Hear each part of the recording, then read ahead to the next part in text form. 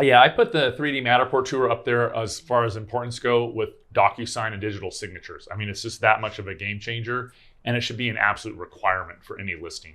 Because first of all, the great thing about the internet is we can market these properties not only locally, but nationally and globally. So buyers are looking online at real estate, every country, all the time. People love real estate now with it so accessible with the internet, it's there. So photos have always been a great way to capture attention and get people's interest.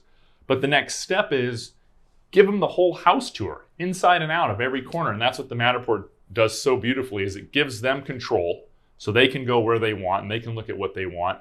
And then what we do is we also generate floor plans. And from the floor plans, we put those both in our listing online, but then in the brochures that we make for the property, we print them out and we have hard copies in the brochure with the rooms labeled and the measurements, and people just love it. It really helps them visualize where their furniture is going to go, just the whole layout. So I just think it's the best.